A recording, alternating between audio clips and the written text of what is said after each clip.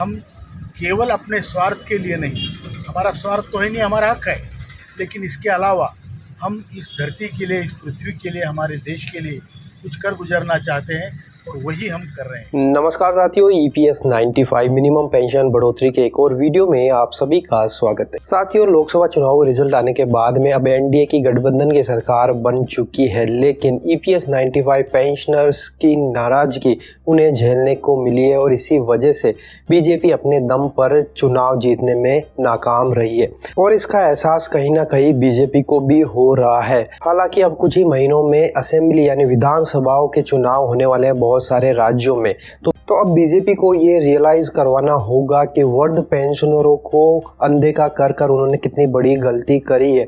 हालांकि अब भी अगर बीजेपी गवर्नमेंट ये समझ जाए तो आगे आने वाले विधानसभा चुनाव में इसका असर उन्हें देखने को मिल सकता है। तो इसी को लेकर बड़ी अपडेट आज इस वीडियो में हम डिस्कस करने वाले हैं कि अगर आगे आने वाले विधानसभा चुनाव में से पहले अगर EPS 95 पेंशनरों की मांगों को मंजूर कर ले तो बीजेपी को इसका फ़ायदा हो सकता है। तो चलिए वीडियो को बिना देरी के स्टार्ट करते हैं और यहाँ पर आप देख सकते हैं ये इंग्लिश में लिखा हुआ है, इसका मैं हिंदी में ट्रांसलेट करता चलूँगा ताकि आप सभी को समझ में आ जाए। तो यहाँ लिखा है, जस्ट रीड द 7th पे commission report and recommendation in Google news but regret to say that there is no mention about EPS 95 pension increase।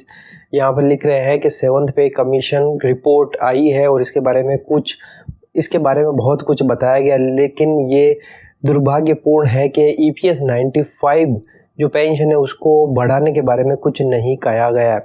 18 months have passed since Honorable Supreme Court judgment came out।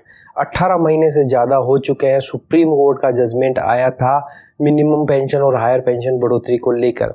May 31st was the last day given to employers to submit details to EPFO। 31 मई 2024 last date थी employer यानी कि नियोक्ताओं के पास में सारे data EPFO तक भेजने की। Pensioners were seriously anticipating an increase in their minimum pension and implementation of the judgment of Supreme Court, Honorable Supreme Court before election dates are declared। Pensioner ये सीरियसली एंटिसिपेट कर रहे थे, देख रहे थे कि मिनिमम पेंशन बढ़ोतरी लोकसभा चुनाव के रिजल्ट आने से पहले हो जाएगी और सुप्रीम कोर्ट का जो ऑर्डर है वो भी लागू कर दिया जाएगा। बट नथिंग हैपन, लेकिन कुछ भी नहीं हुआ। Even honourable supreme court have become a spectator after delivering the judgement. यहाँ तक कि अब सुप्रीम कोर्ट भी एक मूक दर्शक बनकर रह गया है अपने जजमेंट देने के बाद में। तो साथियों, यहाँ पर आप देख सकते हैं कि सुप्रीम कोर्ट ने जो जजमेंट दिया उसको 18 महीने बीत जाने के बावजूद भी आज हालात ये है कि अभी तक हायर पेंशन को लेकर कितने डिमांड लेटर इशू हैं, किन किन को मिल गए, इसकी कोई क्लैरिटी अभी तक सामने नहीं आई है। तो इसी को लेकर यहाँ पर ये हवाला दिया जा रहा है। क्या आप इस बात से सहमत हैं? तो कमेंट बॉक्स में यस जरूर टाइप करिए कि हाँ, हम इस बात से सहमत हैं। आगे लिखते हैं कि with all these the present government may face another serious jolt in the forthcoming assembly elections which are going to take place around October this year if no immediate action are taken to pay the revised pension with arrears। अब आने वाले चुनाव में जो assembly के चुनाव अक्टूबर month में होने वाले हैं उसमें गवर्नमेंट को सीरियस रिजल्ट देखने को मिल सकते हैं। अगर उन्होंने EPS 95 पेंशनरों को रिवाइज पेंशन नहीं करी, मिनिमम पेंशन बढ़ोतरी नहीं की और उन्हें अरियर नहीं प्रोवाइड करवाया, तो असेंबली वाले जो चुनाव होने वाले हैं, विधानसभा चुनाव होने वाले हैं, तो वहाँ पर भी उनको मुंह की खानी पड़ सकती है। Modi ji, BJP's present attitude and neglecting senior citizens were also one of the reasons for their low bid performance in Lok Sabha election। Modi ji और बीजेपी गवर्नमेंट का जो प्रेजेंट एटीट्यूड था और सीनियर सिटीजन को नेगलेक्ट करने का जो उनका रुख था, यही कारण रहा कि उन्हें लोकसभा चुनाव में उनका परफॉर्मेंस बहुत ही बुरा रहा है। अगर आप इस बात से सहमत हैं तो कमेंट बॉक्स में यस जरूर टाइप करिए। साथियों, आगे लिख रहे हैं, they must keep this in mind, let's hope they will take some remedial action without losing much time.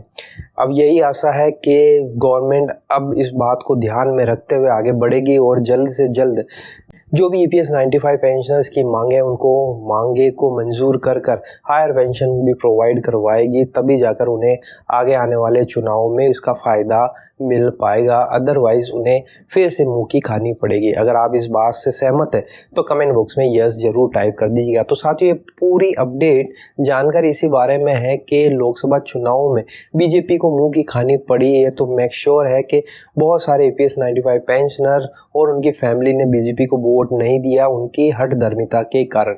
अगर BJP के पास में अभी भी चांस है, अगर वह अपने रुख को मोड़ती है और जितनी भी EPS 95 पेंशनर्स की मांगे उनको मानती है, तो आगे आने वाले चुनाव में उनको उसका फ़ायदा मिल सकता है। और अगर वह ऐसा नहीं करती है तो उन्हें मुंह की भी खानी पड़ सकती है। तो बहुत बड़ी अपडेट जानकारी आप लोगों के साथ में हमने साझा करी है।